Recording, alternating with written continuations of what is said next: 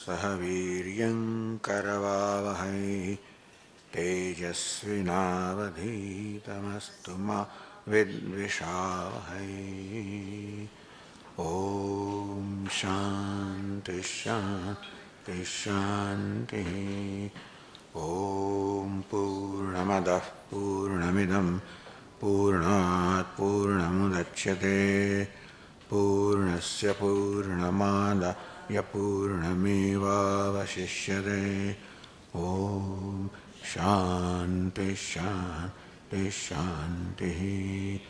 श्रुतिस्मृतिपुराणानाम् आलयं करुणालयं नमामि भगवत्पादं शङ्करं लोकशङ्करं।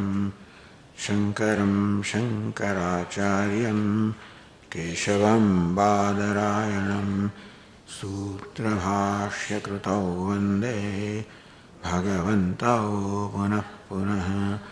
ईश्वरो गुरुरात्मेति मूर्तिभेदविभागिने व्योमवद्व्याप्तदेहाय दक्षिणामूर्तये नमः। चैतन्यं सर्वगं सर्वं सर्वभूतगुहाशयं यत्सर्वविषयातीतं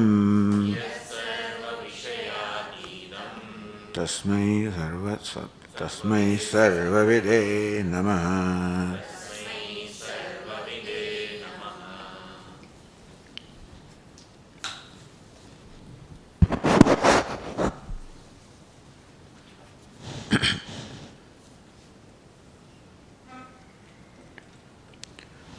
The Ekadashi has completed his arguments, establishing why the prasankhyanam, meaning a mental act of the nature of repeating the Mahavakya and also dwelling upon that with help of reasoning. Tattvamasi, aham brahmasmi, in what way am I Brahman? When I think that I am a very limited entity, limited in every way, how can I be Brahman? Brahman, which is supposed to be someplace in heaven or Brahmalo, how can it be here? And various such questions may arise on account of my present conclusion about myself and conclusions about Ishvara. And so those conclusions are subjected to the scrutiny of what this Mahavakya says. Oh, this is an earlier thing, but the point is that this Mahavakya has to be clearly understood in my own context. What does it mean to me that I am Brahman? What does that mean?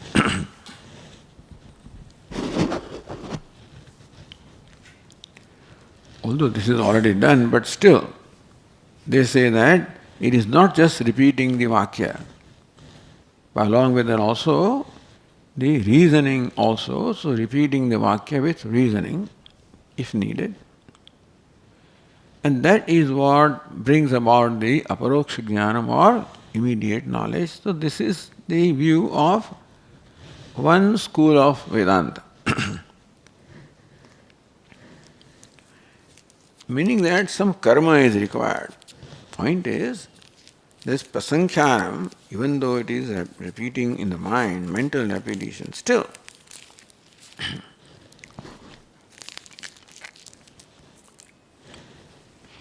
meaning that the Mahavakya itself is not enough or capable of creating the aparoksha jnanam, immediate knowledge. In itself, the Mahavakya is not capable of giving moksha. Yet over and above the Mahavakya, Shravanam of Mahavakya, Vichara of Mahavakya, something is needed. This is here called prasankhyanam, which is a mental activity. So thus an action is needed in order for the Mahavakya to bring about its result. Mahavakya can bring about aparoksha jnana, which is means of moksha, only when it is supplemented by this prasankhyanam. And Vedantin wants to make a point that Mahavakya in itself is capable of generating, creating aparoksha jnanam, which is the means of moksha. It's a very subtle and technical difference, but then this difference is there, that when they prescribe prasankhyanam, which means that they believe that Mahavakya in itself is not capable of generating aparoksha jnanam, then you can't call it pramanam. So Vakya is pramanam for us. And that is called a pramanam, which should be able to do its job without the assistance from anything else. Eyes will be called pramanam if they can do the job of perceiving colors and forms without any other aid or assistance. Then it's called pramanam. And that way Vedantin looks upon Mahavakya as pramanam, which should be capable of doing its job, or giving me aparoksha jnana, which is means of moksha, without the aid or assistance of anything else. One thing that we may require this in preparation. So, or we may require mananam for a different reason, not that aparoksha jnana has not taken place and need mananam for that to take place. We look upon mananam as required for removing the obstacle, namely samshayam. Nididhyasanam required to remove the obstacle of dehata buddhi. So they are required. Mananam also is required, nididhyasanam also is required. But to say that Shravan of Mahavakya requires aid of mananam, nididhyasanam to bring about aparoksha jnana, this is not accepted. So Siddhantam upakramate. Now, proceeding with the 19th verse, having listened to the arguments of Ekadeshi, now the teacher says what the Siddhanta is. So for that now the Ekadeshi asks some questions. Kim Vedanteshu prasankhyanam sakshat vidhiyate? When you concluded that the prasankhyanam is enjoined by the scriptures, by Vedanta, where do you find a statement in Vedanta which says that prasankhyanam, that enjoins the prasankhyanam, enjoins this mental activity called prasankhyanam? Is there a statement like that? It's called sakshat vidhiyate. Is there a vidhi? Is there an injunction directly, which is called shruti? That may you perform prasankhyanam. Is there a statement like that? Does Vedanta prescribe that? Or kimva vartamanopadeshena phalavachan anupatya kalpyate iti. He says that this tattvamasi is phalam, or Sat Brahma Ahamasmi, I am Sat Brahma is a phalam. And phalam presupposes an action, an injunction. In Karma Kanda, at least definitely, you cannot get any phalam or outcome or result unless you perform a karma. And not only karma, but karma in keeping with a vidhi. So Swarga Kamo Jyodhishtobene Yajeta. Yajeta is the vidhi. Then when you perform that Jyodhishtoma, then you will get Swarga, otherwise you will not. So this is was said earlier in the by Purva Pakshi, that you find that in Vedas this is the style. That first the result is presented, Swarga Kama, the one who is desire of Swarga. followed by Vidhanam. So, Agnishtomena, Jyotishtomena, Yajeta. So, this Sad Brahmahamasmi, I am Brahman, is looked upon as the phalam. And phalam presupposes karma. What kind of karma? Karma that is result of a vidhi. That karma alone brings about phalam, not otherwise. If you do Agnihotra because it is enjoined by the Vedas and that is how you do, then Agnihotra will give you result. Simply do Agnihotra because you came to know about it, that will not give you that result. This is their belief. Meaning that it is vidhi or the injunction of the Veda which empowers the karma to bring about the result. Not karma alone. Vidhi that empowers the karma to bring about the result, phalam. Now, do you find a vidhi in Vedanta which enjoins this act called prasankhyanam? Kimva, or is it kalpyate? Or is it what you imagine? You arrived at by arthapatti. Says vartamanopadeshena phalavachananupatya kalpyate iti.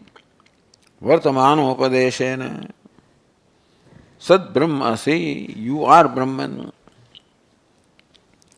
That is Vartamanas Upadesha, that is Upadesha of what is. Therefore, this is the Phalavachanam. Anupatya phalam cannot be unless there is a vidhi. Skalpyate. Therefore, by this arthapatti, what is arthapatti? Anyathanupatti. The phalam stated must presuppose a vidhi. So even if you do not find vidhi specifically, you have to imagine it is there, otherwise how can they talk about phalam? So phalavachana anupatya. Anyathanupatti, that phalavachanam, the phalam, the moksha would not be stated, or that you are a Brahman would not be stated unless it is preceded by a vidhi. So kalpyate. Therefore, so do you find a direct statement directly enjoining, or you arrived at it by your kalpana, by arthapatti, that this could not be unless this was so? Devadatta, Devadatta, Divana Bhunkte. This fat Devadatta is not seen to eat anything during the day. So, but then fatness cannot be unless he eats, therefore he must be eating at night. So, this is called arthapatti. Because anyatha anupatti, it could not be otherwise. Somewhat different from anumanam. Anumanam where the evidence is right in front of you. Here you don't see him eating. So, arrive at this. And similarly, you don't see any vidhi. You arrive at the vidhi that it could not be. Without vidhi, this act could not have given the result. So is that how you imagine that there is a vidhi of prasankhyanam? Tatra na adhya. There is sakshat vidhanam. And so, the verse 19 in the reply says that Naita devam rahasyanam Neti netyavasanataha Kriya sadhyam purashravyam Namoksho nitya siddhataha Na etat evam. What you say is not so. Why is it so? So this is pratigna. That what you say that there is vidhanam or there is an enjoyment of prasankhyanam is not so. Why? Rahasyanam neti neti iti avasana. Rahasya means Upanishad. Upanishad means the rahasya vidya. A mystical knowledge or meditation, that is called Upanishad. Rahasyanam neti neti avasana. So what does Upanishad, the teaching of Upanishad concludes with neti neti. Said that from the asmadartha, the yushmadartha must be negated. When there is an identification of asmat with yushmat, of atma with anatma, then that anatma ansh has to be negated. That's all that needs to be done. So neti neti tavasanatah, what Vedanta teaches, it culminates into negating what I am not. That's all that is required. Nothing positive, nothing has to be created there. If something was to be created, then it can be called phala, then it would require karma, require vidhi. But here, there is negation of what is not and appreciation of what is. So we don't find the karma. In that process also you see that this is anatma by viveka, there is no action involved there. Kriya sadhyam parashravyam. Whatever is kriya sadhyam achieved by karma, pura means the purva kande, karma kande, shravyam is already included in the karma kanda. The moksha. Moksha is not the subject matter of karma kanda. Why? Nitya siddhata. So karma is to produce something which is not there. Utpatti, apti, samskruti, vikruti. Karma always is performed to bring about a change, such as creating what is not there. So karma kanda addresses itself to this need of producing what is not there, reaching where I am not, transforming one state to the other, and purifying something that is impure. No moksha does not fall in any of these categories. Therefore, moksha is not the subject matter of the pura or karma kanda. Why? Nitya siddhata. Because moksha is an already existing fact about the self. So the teacher in fact says, you are mukta, really speaking. Hey, you are liberated. Nasi samsari, you are not samsari.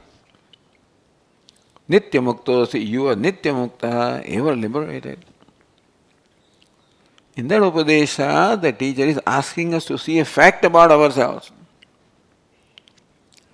which for some reason I fail to see, and therefore I am only urged to see the fact about myself.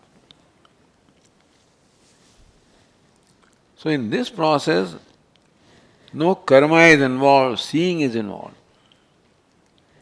In knowledge, anytime, even a simple knowledge of perception,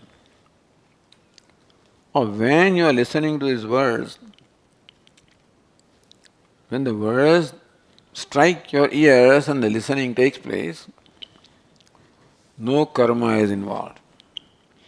In fact, you must give up all the karma in order for the listening to take place. Otherwise, if karma is going on, that listening will not take place properly. So knowledge takes place when there is no karma. Therefore, Upanishad treats with knowledge. Nitya siddhata, because Upanishad talks about nitya siddha vastu, what is already existing, what is already experienced. So the Tika says, Upanishad Vakyanam, Rahasyanam means Upanishad Vakyanam. Of the statements of Upanishad, the verse is Rahasyanam. So what is meant is Upanishad Vakyanam, of the statements of Upanishads. Neti neti avasanatha. Neti neti iti drushya nishedha dvara. There is a druk drushya aviveka, a lumping together of the subject and object. Therefore, presently the conclusion or notion that I have at myself, about myself, that I am so and so, includes both subject and object. I am part is subject and so is object. Therefore, neti neti, the drishya nisheda dvara. Then realize that the body cannot be I because the drishyam is object. I am the subject. The mind cannot be I, the sense organs cannot be I, prana cannot be I. Idam shariram kaunteya kshetramiti abhidiyate. Shariram, sthula shariram, sukshma shariram, he kaunteya, he kshetram, it is vishaya. That way, netin is drishya. In drashta, the drishya is lumped together, so that is to be negated. What is negated is, what is meant by negating body is negating identification of the body. Or not judging myself based on body, that I am tall, short, so that negation is the tall and short and fair and dark are lumped together with I am, so that is drishya. Tadavati matre. You can negate so much. Drishya can be negated. Object can, this drashta cannot be negated. Subject cannot be negated. So avadhi. Where will this process of negation, where will it end or conclude? Tat avadhi matre brahmatma swarupe. When you come to the very negator, whose nature is Brahman, so this negation will ultimately conclude in recognizing the nature or swarupa of negator, which is Brahma. Parivasana. So this is what Upanishads do. They primarily teach us by negating what I am not and leaving then what I am with what I am. Vedantaram na vidyartha ityartha. This does not involve any action. It involves seeing viveka. And therefore, it cannot be a result of any vidhi. It cannot be phala of a vidhi. So, number one, prasankhyanam sakshat na vidiyate. We do not find any statement in Vedanta which enjoins an action such as prasankhyanam. Already you may not find a clear statement, but arthapatti, anyathanopatti. This could not be unless there was a vidhi, so you imagine vidhi, even though it is not. So that also is done very often. Bhashyakar also does it. Even though there may not be clearly a verb of vidhanam.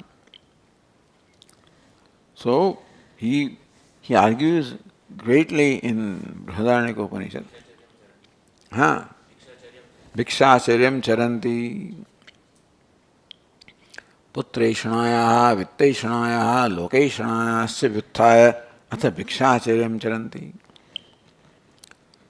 So then these mendicants, they become renunciates, they become the wandering monks, so they give up everything to devote themselves with the contemplation on Vedanta.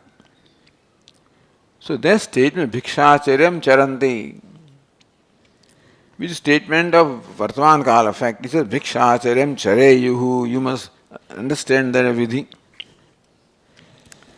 So Vedantian also does it. Even though there is no direct statement of vidhi, kalpyate, by arthapatti, you could not be doing this Bhikshacharyam unless you are a sannyasi. So this is looked upon as a vidhi or injunction about sannyasa. Similarly also, is there something by which you can arrive at the vidhi? Dvitiyam patyaha, by arthapatti, can you arrive at the vidhi of prasankhyanam?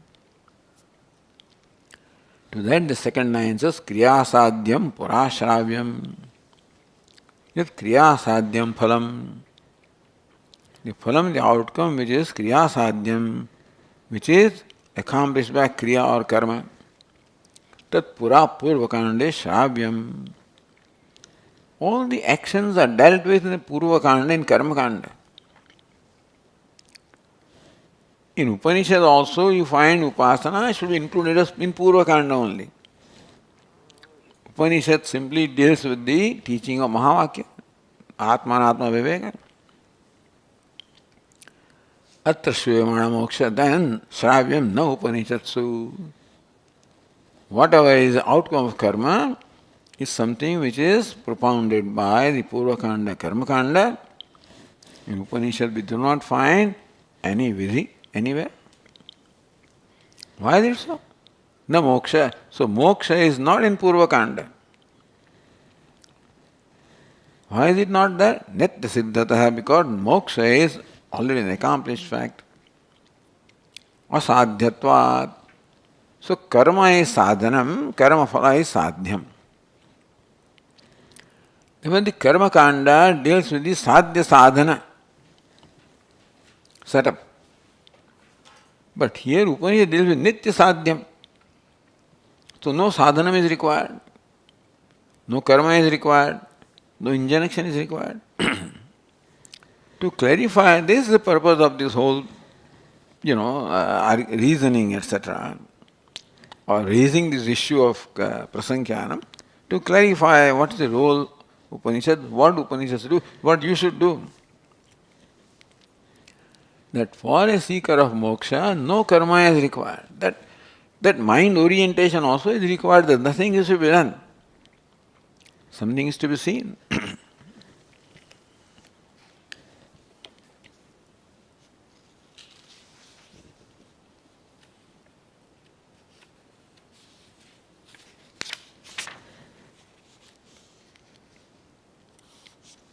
Continuing with the next verse.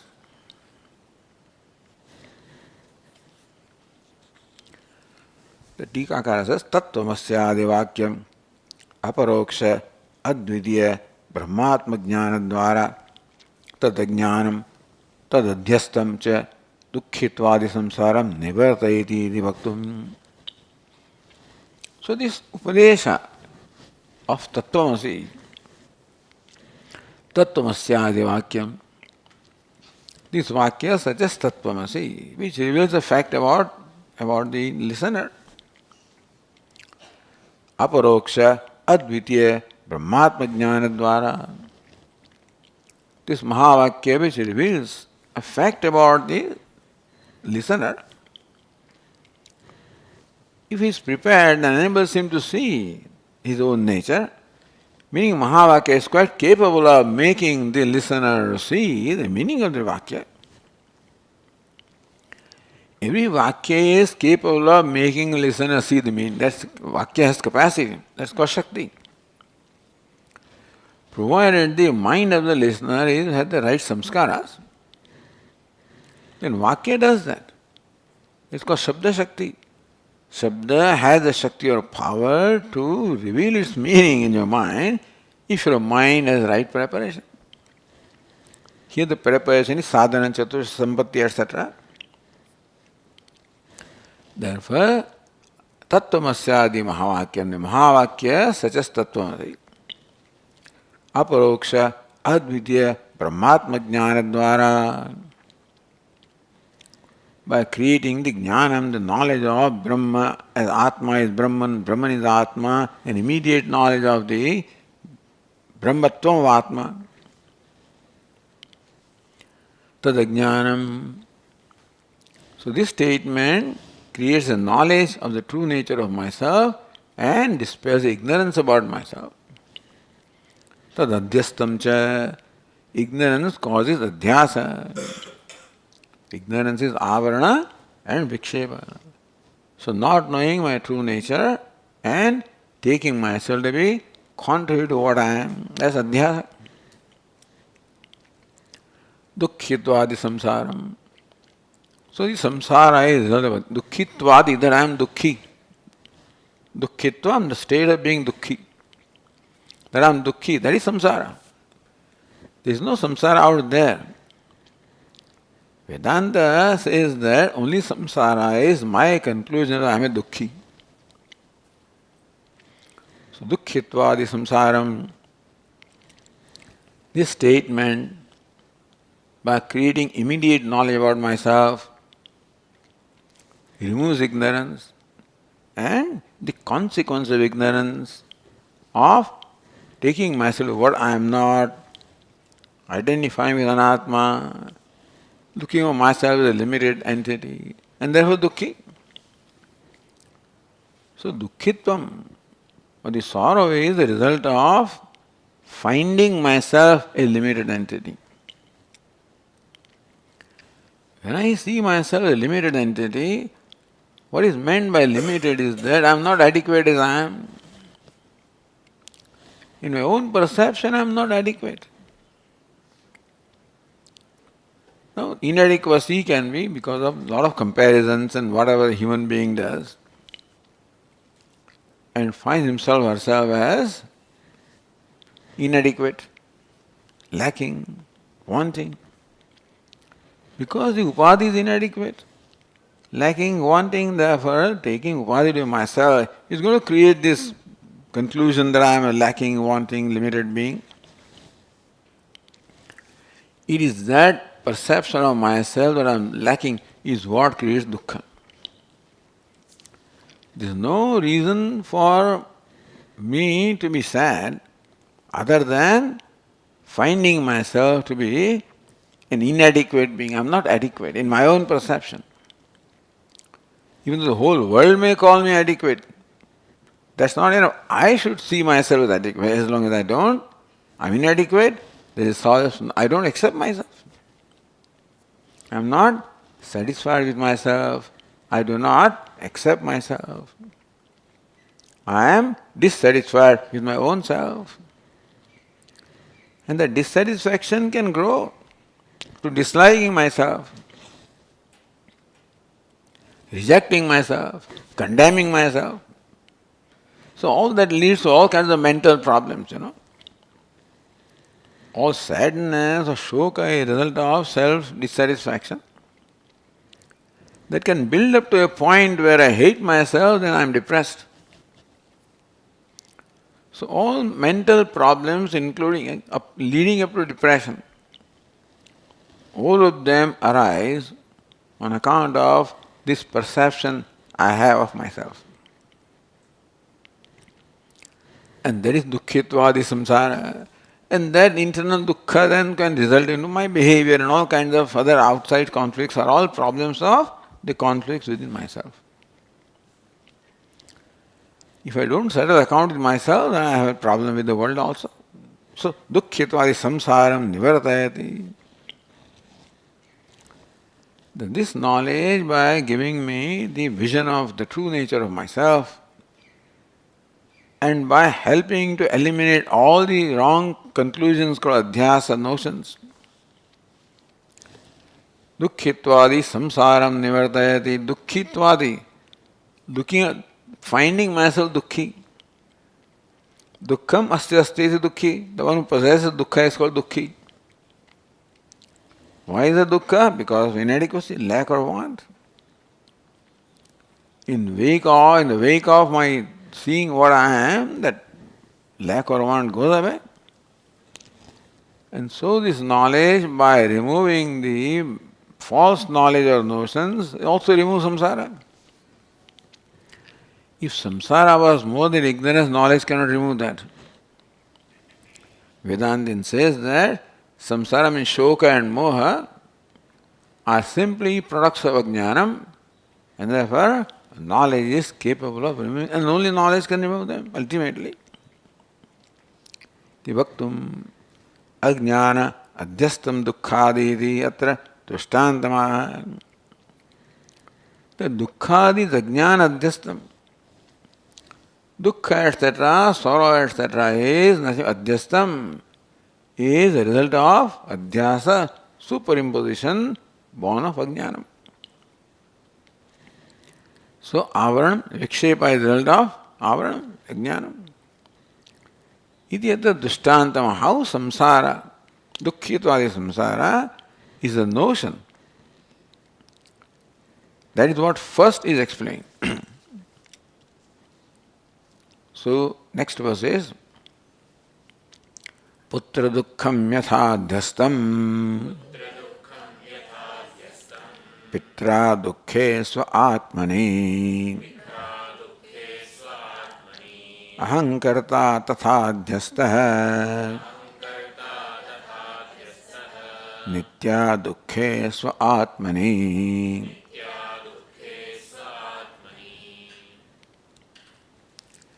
Yatha pitra putra dukkham adhyastam.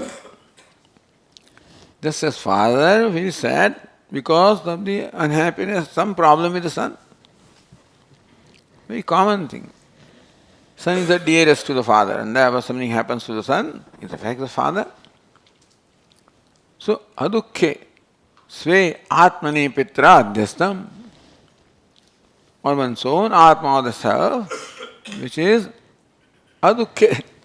Atma, which is devoid of all the dukkha upon that adukhi atma, dukkham is superimposed by the father because of the dukkha of the son. Common phenomenon. This example is because Atmavi putra namasi, the Pita looks upon putra as Atma, so he is very dear. This can apply to anything. Meaning dukkha happening to someone who is dear to us is going to affect us. So this is a phenomenon observed. This we know what adhyasa is, by the way. So first line gives the example of adhyasa.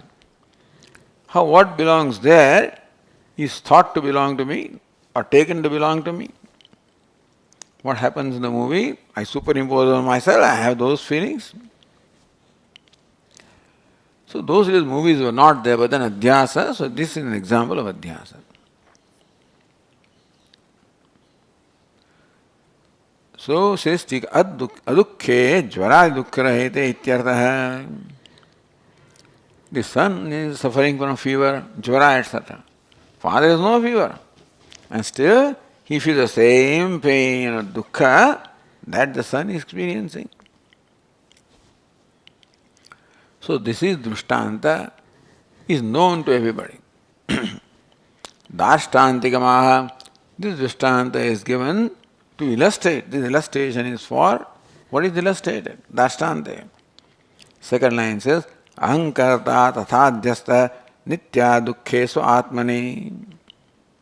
Tatha ahankarta adhyasta nitya adukkhe swa atmani. Tatha similarly, nitya adukkhe swa atmani. Atma is nitya dukkha. Pitra adukkhe atmani. The Pita looks upon himself as Pita and doesn't have dukkha. But here Atma is nitya dukkhe. Atma is ever devoid of any dukkha or sorrow upon Atma such as that. Ahankarta adhyastha, I am karta, the notion of kartrutva, bhoktrutva, which is source of all the guilt and hurt, etc., is superimposed. So ahankarta is the evidence of samsari. One who looks upon oneself as karta and the bhokta is the classical samsari. Because from there, rest of the dukkhas arise. So says Tika, nitya adukkhe sada dukkhadi samsarahite sve means swarupe atmani nirupadhike. Which atma is devoid of dukkha? Nirupadhika atma. So upadhika means where there is identification with upadhi, then atma is dukkhi. Because dukkha is not in upadhi also, dukkha is not in atma also. There is no dukkha, sorrow or sadness in body mind. No, there is sadness in it. It's combination of the two which creates sense of helplessness. That is where the sadness happens. Sada dukkhadi samsarate sve swarupe atmani. The self which is ever devoid of any kind of dukkha.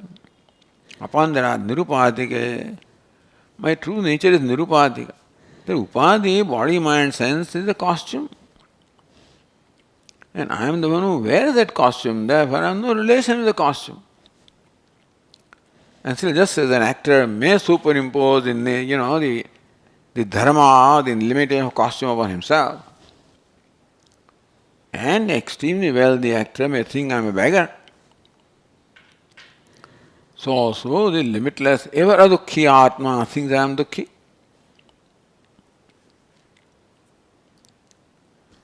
Ahankarta, who is Ahankarta? Savasa antahkarana aviviktah दुःखादि धर्मकः अविवेक लक्षणया अविद्यते अध्यस्तः इत्यर्थः. Sense of kartrutvam of the doership is superimposed on the Atma. Why? Where is the doership? Avas, avas, antahkarana, aviviktah. Antahkarana always enlivened by the consciousness. So it's called savas antahkarana. Antahkarana, mind, enlivened by consciousness. So, by reflection of consciousness, that's a model, reflection of consciousness. So, that is where kartrutva is. Kartrutva, the kartrutva, bhoktrutva is the nature of mind. And mind enlivened by the consciousness then becomes karta bhokta, because potential of doership etc. is in mind, not in Atma. Aviviktaha, when the viveka, that separation of Atma from Antahkarana is not there, when they are lumped together, then dukkha dharmaka aviveka lakshana avidya adhyastaha. So avidya, how does it take place? By avidya. What's the nature of avidya? Aviveka lakshana avidya. Avidya is ignorance, which brings about our vikshep of aviveka, of not seeing distinction between the buddhi and the Atma. Tata adhyastha. So the manner in which a father superimposes dukkha upon himself because of dukkha of the son, so dukkha belonging to son is superimposed upon the self by father. So kartrutvam belonging to the upadi is superimposed upon Atma, and then Atma is thought to be karta, that is samsara. So this is nothing new, but this is now begins to explain why there is no room for any injunction here. Now ahankarta is the pathe. So ahankarta becomes the third case. By ahankara. Then iti pathe sve atmaniti yatra dukkhadi hiti sheshaha. Tatha ahankartra nitya dukkhe sve atmani dukkhadi adhyastaha. Shesha means you have to add that. So ahankartra, if you take that reading, which is the third case of ahankartru, then by ahankarta, by ahankara, the dukkha. So dukkha has to be added in that sentence to make it complete. Tatha ahankartra dukkhadi adhyastaha. Just as the father superimposes the dukkha upon himself, so also Atma superimposes dukkha upon himself.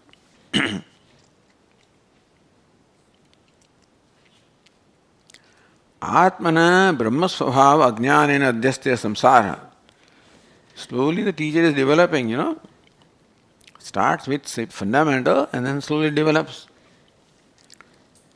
And in order to explain this, the idea of this karma and injunction was taken up, and then also one view that exists, in the Vedantic circle also is refuted.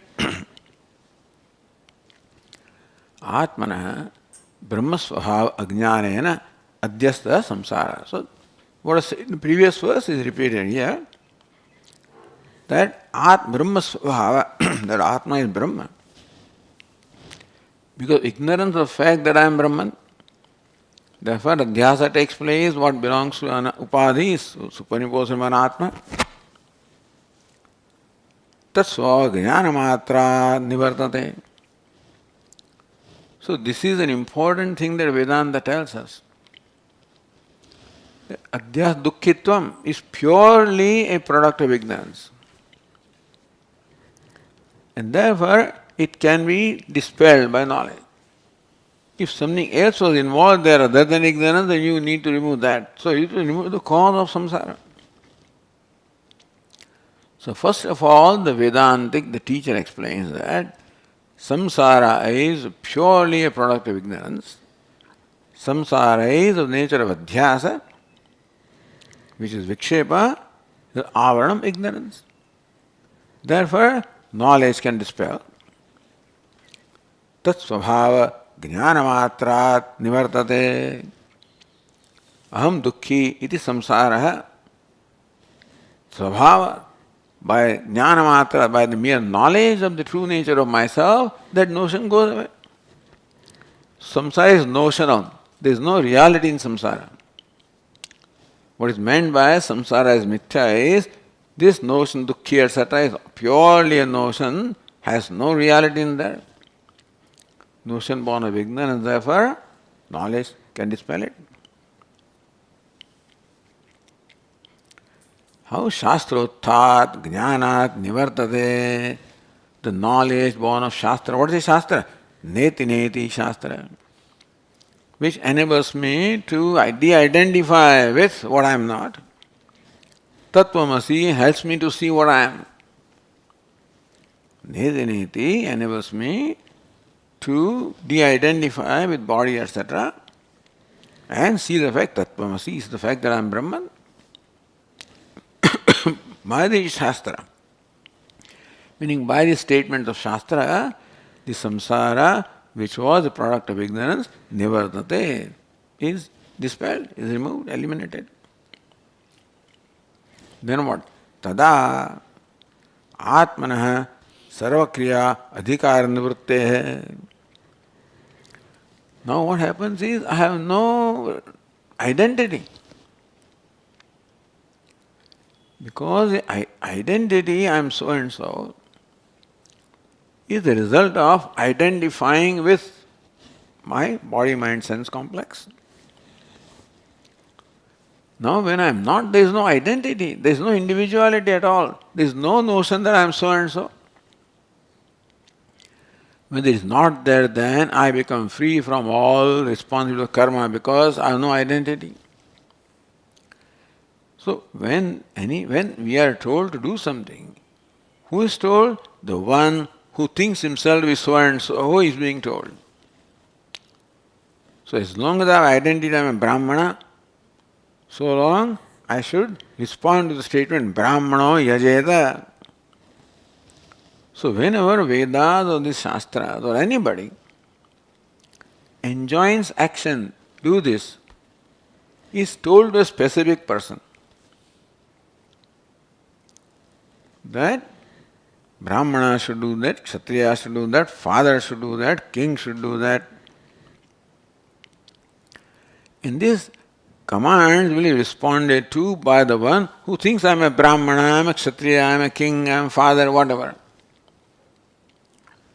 So all injunctions or all commands are made to a specific person, understand? And who will respond to that? One who has a notion that I am so and so, that would respond.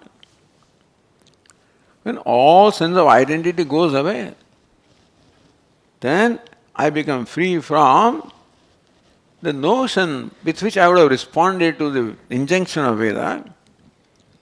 So, having become free from identity, I become free from the adhikaritvam, the responsibility of any karma. Sarvakriya adhikar nivrutte hai.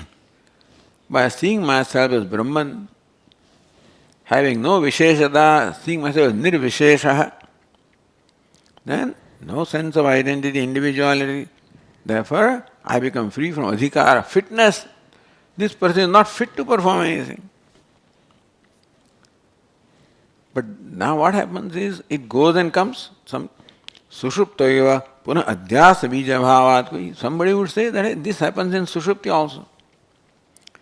Deep sleep state also, there is no identity. Because in deep sleep also, all the identification with the upadhi goes away. I am not aware of the body, mind, sense complex, anything. Therefore, there is no sense of individuality, and therefore, at that time, I am free from all adhikaritvam, all responsibilities. Unfortunately, in deep sleep, this ignorance, the seed of ignorance remains. Adhyasa bija, that ignorance is a bija, the cause of adhyasa. That's why when I wake up, again identify and become a samsari. So sushupti is a temporary relief. Because ignorance, which is the cause of adhyasa, remains in sushupti. Therefore, but when I see in the knowledge, there is no bija remain.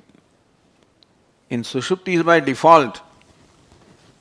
In deep sleep, by default I become free from identification. In knowledge, with understanding I become free from identification. And therefore, that identification will not come. In sushupti it happened, not by my efforts, so the identification comes back when I wake up. But for a wise person, it doesn't come back. Krutakrutyasya, he is already krutakritya. He finds himself completely satisfied with himself. Krutakrutyata means krutam krutyam, one who has satisfaction, having done what needs to be done. Atmaneva, atmana tushtaha, he finds himself completely contented with himself. The need to perform action arises from self-discontentment.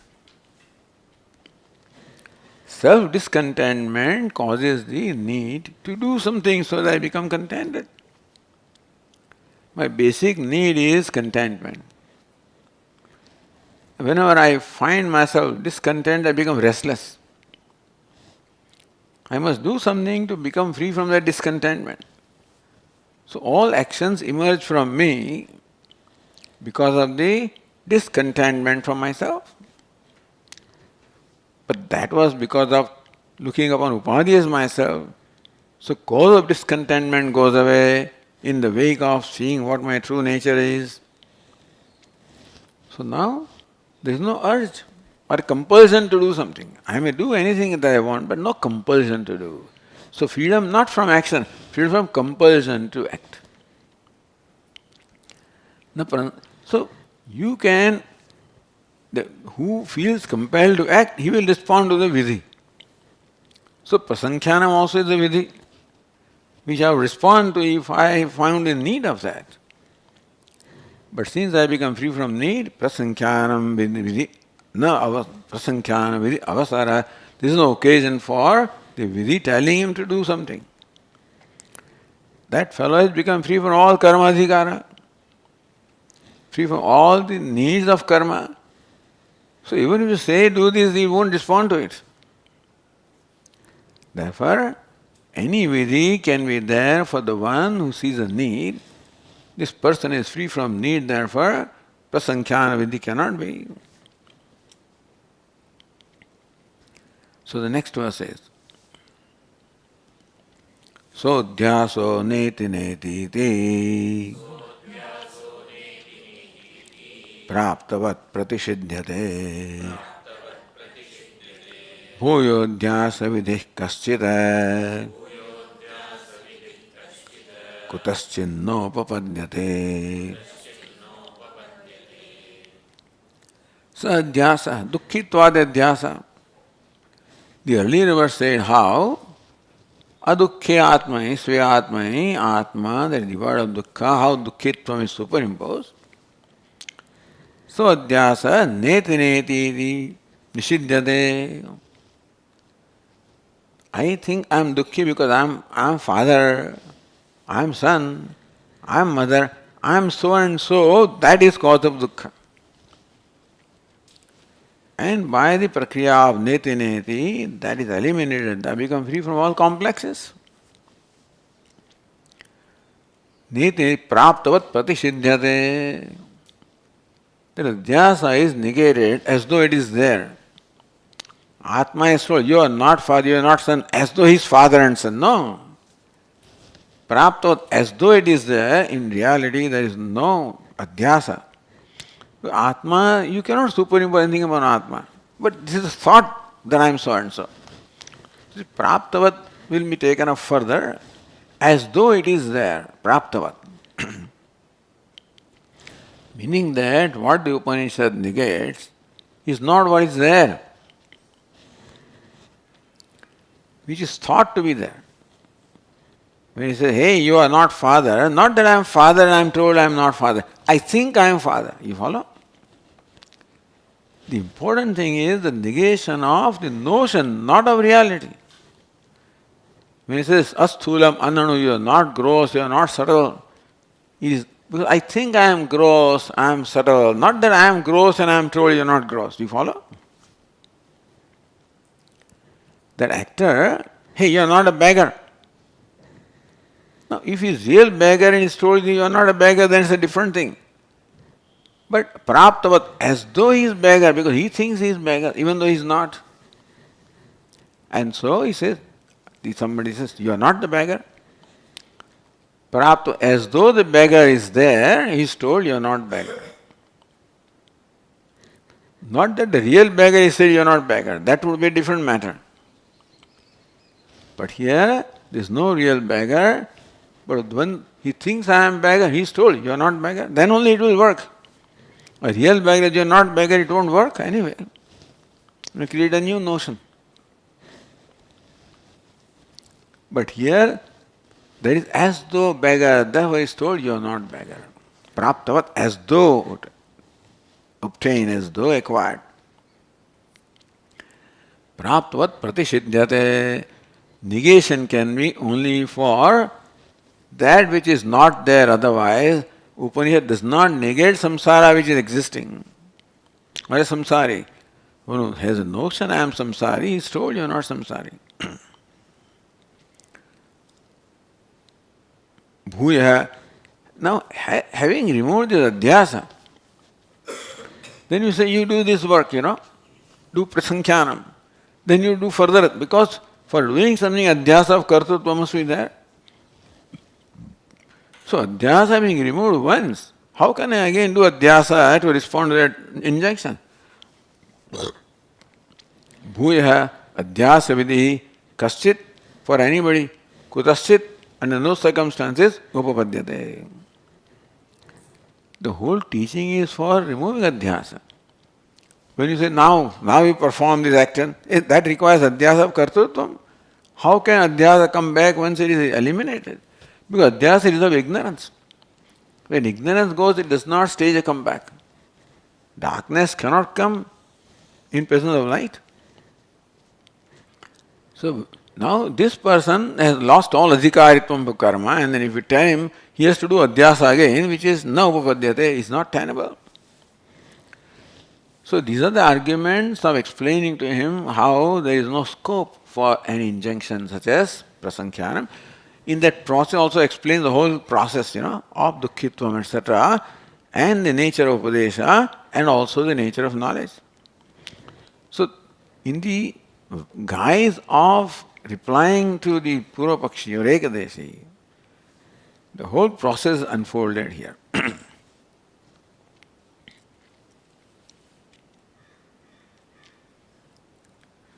The Tikakara says, Praptavat bhati prayogat. Prapta, and then vat pratyay is added, matu pratyay is added, praptavat. But his vat here is as though, is not possession. Praptavat. As though attained. So, adhyasa, as though being there, although it is not there. Notion I am dukkhi, when he says, and you say you are not dukkhi, it's not that he is dukkhi. As though dukkhi. There's a notion is negated and not a reality. Iti vati prayog vastu vritya praptya bhavad. In reality, that adhyasa, meaning that fact is not there, it is merely notion that is negated and not a fact about this student. So by using this vatu pratyaya, matu pratyaya, praptavat, which is in sense of as though prapta. The teacher says, in fact there is no adhyasa, there is no samsara. Samsara that is thought to be there is eliminated, is negated, not the samsara which is there. That's important,